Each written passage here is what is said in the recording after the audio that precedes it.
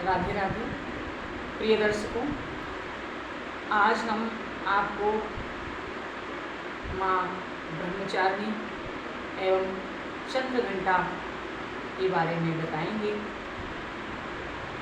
क्या है कि आज चैत्र मास का दूसरा दिन है, परंतु तिथियाँ दो हैं, द्वितीया और तृतीया।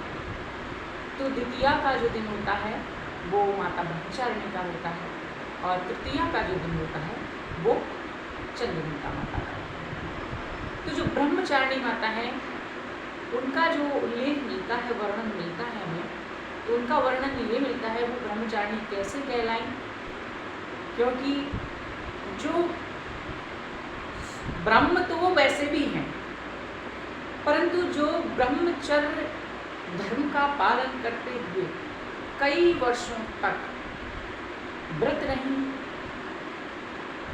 खाना पीना अन्न जल सब त्याग दिया और सिर्फ एक ही मन में लगन लगी रही कि मुझे शिव को प्रसन्न करना है। तो भगवान शिव को पाने के लिए माता पार्वती जी ने जो तपस्या की है, कई वर्षों तक सूखे पत्तों को चबाकर अन्न को और जल को छोड़कर, इसलिए वो ब्रह्मचारिणी कहलाई और तभी से उनका नाम माता ब्रह्मचारिणी पड़ा। तो ये तो माँ दुर्गा के दूसरे रूप का वर्णन हुआ। अब हम चंद्रघंटा माता की तरफ चल रहे हैं। माता चंद्रघंटा का नाम चंद्रघंटा ऐसे पड़ा कि जब महिषासुर ने पूरे जगत में उत्पात मचा रखा था, देवताओं की सारी शक्तियों को छीन लिया था, तो इंद्र आदि सभी देवी देवता कैलाश पर गए और कैलाश पर प्रसन्न भगवान शिव एवं नारायण भगवान विष्णु उपस्थित थे, आपस में वार्तालाप कर रहे थे। उसी समय इन लोगों ने अपनी जो आप बीती है, अपना दुखड़ा है वो सुनाया।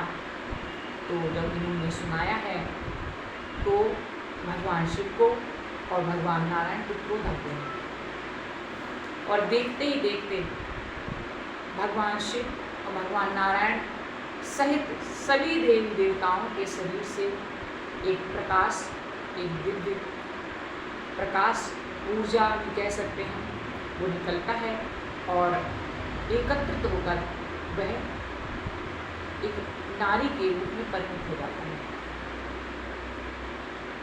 और उन माता को सभी देवी देवताओं ने अपने अस्त्रों से अस्त्र निकाल के दिए और घंटा भी दिया गया था ऐरावत हाथी का, इसलिए उन माता का नाम चंद्रघंटा पड़ा है। तो इनके सिर पर अर्धचंद्र का मुकुट है और इनकी हाथ में घंटा है। जब ये घंटा बजता है तो सारे शत्रु समूह नेगेटिव एनर्जी का नाश हो जाता है।